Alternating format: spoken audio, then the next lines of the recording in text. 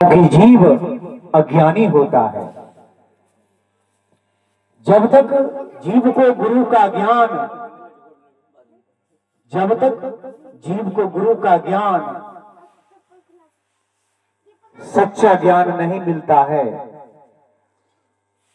तब तक जीव अधूरा रहता है, अज्ञानी रहता है। उसे एकाएक कोई बात पर विश्वास नहीं होता है। स्वामी जी कहते हैं कि भक्ति भी कोई दुकान का सौदा नहीं है कि जब चाहे मैं उसे खरीद लूं। उसके लिए भी तुम्हें जतन करना होगा, समय देना होगा और जीव की सेवा करना होगा, गुरु की आज्ञा का पालन करना होगा, तब जाकर के तुम्हें सच्चा ज्ञान मिलेगा और तब तुम गुरु के वाणी को पारक करने का तुम्हें शक्ति मिलेगा। तो स्वामी जी भजन के माध्यम से जीव को कहते हैं कि मैं तुम्हारे लिए नाव लेकर आया हूं संसार रूपी भवसागर से पार उतारने के लिए। मैं नदी नाला का खेवैया नहीं हूं, उसके लिए तुम सामर्थ्यवान स्वयं हो।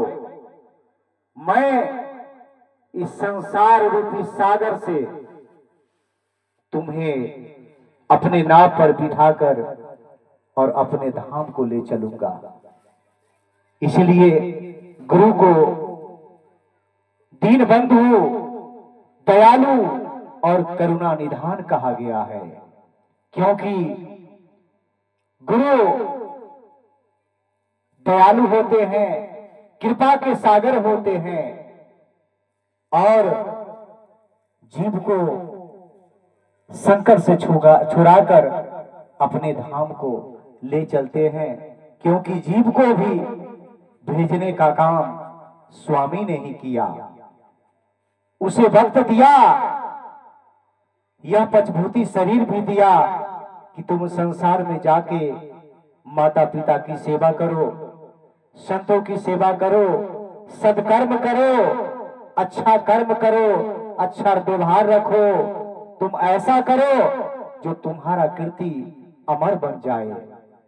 पर जीव इस संसार में, मायामयी दुनिया में भूल जाता है अज्ञानतावश। पर कुछ समय स्वामी जी अवश्य देते हैं संभालने के लिए, चेतने के लिए। हमारे स्वामी जी एक पंक्ति में कहे कि अब की चैन नहीं मुसाफिर, मुसाफिर खाना वो परमानेंट जगह नहीं है ताकि मैं आराम से विश्राम करूं। स्वामी जी कहे कि अब की चैन नहीं मुसाफिर, आवागमन की डेरा है, यह आने और जाने का मात्र डेरा है। तुम आओ और जाओ, पर अपने जगह को जाओ, ऐसा नहीं कि बीच रास्ते में भटक जाओ। अब बहुत जतन से मार्ग पावे, तरने का यही बेरा है। यानी बहुत जतन करने के बाद मानव को भक्ति का राह मिलता है। इसलिए स्वामी जी इस भजन के माध्यम से क्या कहते हैं